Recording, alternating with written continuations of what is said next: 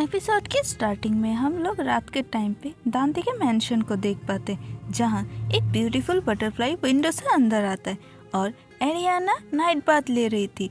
वो butterfly Ariana के पास आ जाता है। एरियाना उस बटरफ्लाई को देख के मन में बोलती, हाँ एक बटरफ्लाई हमेशा मुझे मेरे म्यूजिक के बारे में याद दिलाता रहता है। तो हम लोग द फैंटास्टिक बटरफ्लाई ट्रिलॉजी के बारे में जान पाते। ये मेरे ग्रैंडफादर के द्वारा क्रिएट किया गया मोस्ट पॉपुलर वर्क है। सभी लोगों को यही जानते हैं। द फैंटास्टिक बटरफ्लाई सीरीज का थर्ड यानी फाइनल पार्ट उसी दिन ही खो गया था, जिस दिन मेरे ग्रैंडफादर का कैरेज का एक्सीडेंट हो गया था। अभी से 3 साल बाद फाउंडेशन फेस्टिवल में Edward the third fantastic butterfly को प्रेजेंट करता है, जिसको सभी लोग समझे थे कि वो खो गया था। इसकी वजह से अनप्रिडिक्टेबल अमाउंट का फेम और वेल्थ गेन किया था।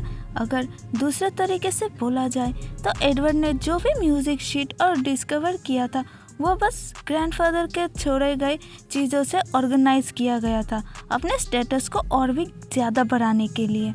एरियाना मन में बोलती है, मैं मेरे साथ थोड़ा स्कोर को ही ला पाई थी जब मैं मैंशन को छोड़ी थी, पर अभी भी ग्रैंडफादर के बहुत सारे रिमेन्स हिडन है। मुझे उन सभी को वापस पाना होगा, सिर्फ वो ट्रिलॉजी ही नहीं, सब कुछ।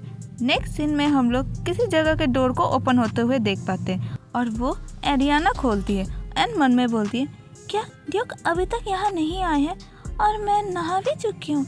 एरियाना सोफी को याद करते हुए मन में बोलती है, मुझे ऐसा फील हो रहा है कि मैं पूरी तरीके से रोज ऑयल हर्ब से सोक्ड हो रखी हूँ। तभी एरियाना रुक जाती है और मन में बोलती, वो क्या है? सोफी को याद करते हुए जहाँ सोफी बोलती है, मैं मेक श्योर ज़रूर होना चाहूँगी कि आपका वेडिंग नाइट अच्छे से जाए। और एरियाना के सामने बेड में फूलों से बना हुआ हार था। एरियाना शर्माते हुए उन सभी को हटाने लग जाती है और मन में बोलती, ये नेचुरल है, एक वेडिंग कपल सेम बेड को शेयर करते हैं और ये ऐसा कुछ भी नहीं है जिसके बारे में मैंने एक्सपेक्ट नहीं किया था। एरियाना दांते और उसके बातों को याद करते हुए मन में बोलती, उन्होंने अपना इंटेंशन को उसी दिन ही क्लियर कर दिए थे। सच बोलूं तो मुझे डाउट है कि आज रात को कुछ होगा भी, क्योंकि 5 साल बाद सभी लोग जान पाएंगे कि ड्यूक से कुछ नहीं हो पाता। आई डोंट नो स्टोरी कहाँ पे अभी जा रही है, ठीक है। उन्होंने भी इन रूमर्स के अगेंस्ट में कुछ नहीं बोला था, मतलब ये सच ही होगा।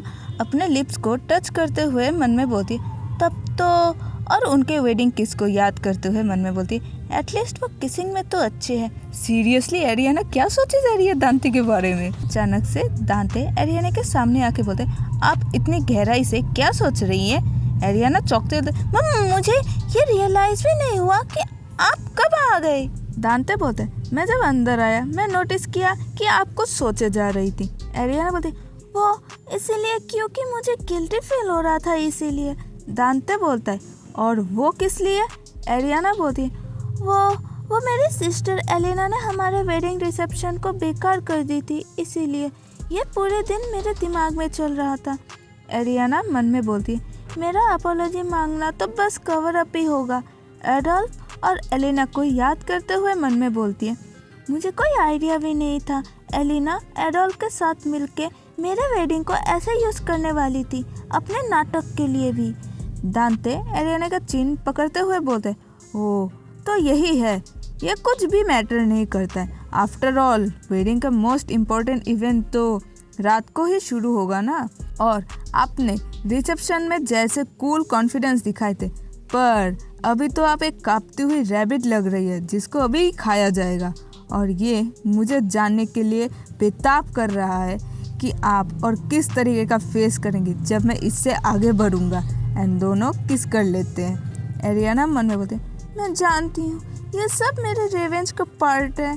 दोस्तों मैं ये रोमांटिक सीन्स को नहीं दिखा सकती हूँ बिकॉज ऑफ यूट्यूब, बिकॉज मेरे चैनल में ऑलरेडी 2 बार स्ट्राइक लग चुके हैं और ये मैं नहीं चाहती कि मेरे 3rd स्ट्राइक भी लग जाए और मेरा चैनल टेक डाउन हो जाए। तो मैं स्टोरी को बहुत आगे फिर से कंटिन्यू कर रही हूँ, ठीक है। तो back to the story. Ariana Dante को देखते हुए मन में बोलती है, दांते हेंगरबर्ग एक ऐसा चाइल्ड जिसको कोई नहीं अपनाया था, पर उन्होंने काउंटलेस बैटल्स को जीते हैं और सभी एल्डर्स के अगेंस्ट जाके एक ड्यूक बन गई और कोई भी नहीं है जो इनसे अच्छा रिवेंज के बारे में जान सकते होंगे। मैं हैरान हो रही हूँ उनके बारे में ये सोच के कि उन्होंने कैसा लगा होगा अपने सारे एनिमीज को हरा के उनके ऊपर खड़े होने के बाद। एरियाना दांते का गाल पकड़ती है जिससे दांते भी हैरान हो जाता है। एरियाना बोलती है, मुझे आपके बारे में और भी जानना है।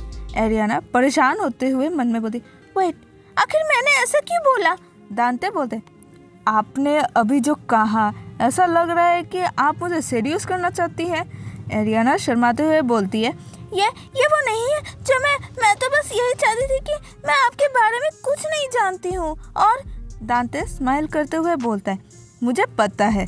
एरियाना को छूते हुए बोलता है, एरियाना आपको समझना पड़ेगा, आपकी रियलिटी आज से शुरू होने जा रहा है दांते हेंगरबर्ग के साइड से, और इसी से ही समझ आ जाएगा कौन क्या है।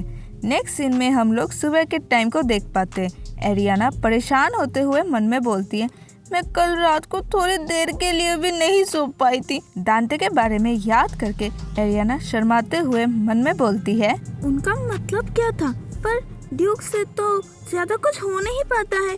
क्या वो अपना कमियों को छुपाने के लिए ऐसा बोले होंगे? नहीं, अभी टाइम नहीं है ये सब सोचने का। मेरा रिवेंज अभी तक पूरा नहीं हुआ है। मुझे अभी भी बहुत लंबा जाना है, इसीलिए मुझे फोकस करना चाहिए। और इससे ऊपर मैं उनके नए कर्जे में आ गई हूँ। दांते की बातें फिर से याद करते हुए मन में बोलती, कौन किसके कर्जे में है?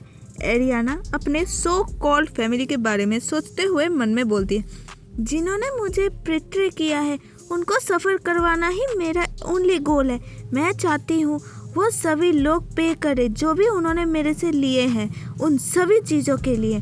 एरियाना न्यूज़पेपर को देखते हुए मन में बोलती है, मैं कभी नहीं सोची थी इसके बाद मैं क्या करूँगी, और मेरा भी पास काम है जो मुझे रीपे करना है।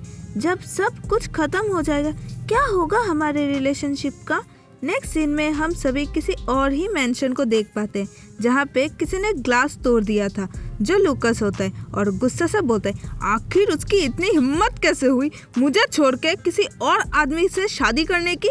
मुझे लगा था कि वो मुझे सजा दे रही है, पर मुझे लगा नहीं था कि वो मेरे साथ पूरा रिश्ता ही खत्म कर देगी। दांते के बारे में सोचते हुए बोलता है, किसे पता था एरियाना अपने लिए नया ओनर ही ढूंढ लेगी। लूकस अपना सर पकड़ के बैठ जाता है, नहीं, मैं इतनी जल्दी हार नहीं मान सकता। एरियाना को याद करते हुए मन में बोलता है, फिर भी मैं श्योर हूँ एरियाना मुझसे बहुत प्यार करती है। वो शायद से मुझ पे बिलीव करे अगर मैं उसको बोलूँ कि इन सब के पीछे एलिना ही थी, वो मेरे पे प्रेशर दे रही थी। अगर मुझे प्रूफ की ज़रूरत हुआ तो बस मुझे एक डॉक्टर को पैसे खिलाने पड़ेंगे। तभी कोई दरवाजे के पीछे से चिल्ला के बोलता है, आपका यहाँ पे कोई काम नहीं है। लूकस ये सुन के बोलता है, ये क्या है? दो गार्ड्स बोलते, आपकी इतनी हिम्मत कैसे हुआ हम लोगों को ऐसा डिसरिस्पेक्ट करने की? आंटी बोलती है, हम लोग हाउस ऑफ पेरिग्रिन है, एम्पायर्स फाउंडर्स में से एक। लूकस वहाँ पे आके बोलता है, मदर यहाँ पे क्या हो रहा है? और सामने दो गार्ड्स को देख के बोलता है, ये कौन है? जो गार्ड तो थोड़ा सीनियर है वो बोलते हैं, हम लोग यहाँ लूकस को लेने आए हैं, उनके अगेंस्ट कंप्लेन हुआ है तो उनसे कुछ सवाल जवाब करने के लिए। लूकस बोलता है, ये आप क्या बोल रहे हैं? मैं सिर्फ इनोसेंट ही नहीं, मेरे पास इम्यूनिटी भी है। वो गार्ड बोलता है, मुझे खेद है, आपके इम्यूनिटी को टेम्पोररीली सस्पेंड किया गया है। जिन्होंने कंप्लेन किया है उनके सपोर्ट में 10 से ज़्यादा लोगों का सपोर्ट है। जिसे सुन के लूकस घबरा जाता है। लूकस बोलता है, कौन ही इस बेकार कंप्लेन में सपोर्ट किए होंगे? गार्ड्स बोलते, अनफॉर्चुनेटली हम लोग आपको उनके नाम नहीं बता सकते हैं। लूकस एटीट्यूड में बोलते, हाँ मुझे लगा ही था, ऐसे ही लोग होंगे जिनका कोई भी वैल्यू नहीं होगा। गार्ड्स बोलते, टोटल 35 पीपल ने सपोर्ट किया है। लूकस हैरान होते बोलते, तो 35 पीपल? गार्ड्स लूकस को पकड़ते हुए बोलते, आपको हमारे साथ चलना ही पड़ेगा माय लॉर्ड। लूकस घबराते हुए चिल्ला के बोलते, मुझे छोड़ो, मैंने कहा मुझे छोड़ो। पीछे आंटी बेहोश होने के कगार में। गार्ड्स लूकस को लेकर चले जाते और पीछे से कोई चिल्ला के बोलते, आंटी फिर से बेहोश हो गई है। ऑथर भी आंटी के मजे लेते हुए बोलते, अरे नहीं, आंटी नेक्स्ट एपिसोड तक सरवाइव नहीं कर पाएंगी। नेक्स्ट सीन में हम लोग जेल को देख पाते हैं जहाँ लूकस बैठ के मन में बोल रहा था, मैं पेडिग्रीन नोबल हाउस का हेड हूँ, एम्पायर्स फाउंडर्स में से भी एक हूँ, मैं इलाइट का भी इलाट हूँ। आखिर इनकी इतनी हिम्मत कैसे हुई मुझे ऐसे यहाँ पे रखने की? ये सब तुम्हारी वजह से हो रहा है एलिना लोपेज। क्या मैंने उसके ऊपर फोर्स किया था? दीवार पे मारते हुए मन में बोलते, उसको अपने झूठों की कीमत देनी ही पड़ेगी। अब मैं उसको सिखाऊंगा कैसे क्या होता है। उससे पहले मुझे यहाँ से निकालना पड़ेगा। तभी लूकस किसी के शैडो को देखता है जो एरियाना होती है। एरियाना बोलती, good day Lord Peregrine. Lucas Ariana को देखते हुए मन में बोलते, मुझे हमेशा से पता था एरियाना बहुत ब्यूटीफुल है, पर मुझे कभी लगा नहीं था कि ये इतनी ज़्यादा ब्यूटीफुल होगी। अगर इसने अपने इस लुक को पहले ही दिखाई होती तो मैं एलिना के पास कभी नहीं जाता। एरियाना को बोलता है, एरियाना माय लव, तुमको क्या ये आइडिया भी नहीं है मैं तुमको कितना मिस किया हूँ। मैं बहुत खुश हूँ कि तुम यहाँ आई हो, हम लोगों को बात। तभी एरियाना बोलती है, अभी इन्वेस्टिगेटर्स आपके मेंशन को सर्च कर रहे हैं। लूकस चिल्ला के बोलता है, क्या? पर किस वजह से? एरियाना स्माइल करते हुए बोलता है, एक्चुअली मेरी वजह से।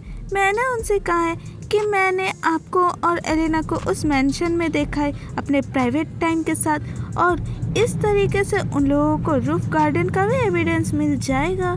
लूकस चिल्ला के बोलते, अगर वहाँ पे कोई भी एविडेंस हुआ भी तो?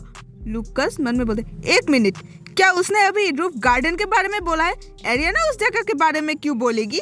एरियाना बोलती है, उन लोगों को वहाँ पे आपके और एलिना का कोई प्रूफ नहीं मिलेगा, बट उससे ज़्यादा इम्पोर्टेंट एविडेंस ज़रूर मिल जाएगा। क्या कोइंसिडेंस है ना? उन लोगों को शायद से कुछ मज़ेदार मिल जाए। जिसे सुन के लूकस का हालत ख़राब हो जाता है। लूकस डरते हुए बोलता है, तुम ऐसा नहीं कर सकती। एरियाना बोलती है, ओह पर मैंने तो कर दिया, आपका सीक्रेट लेजर तो गया।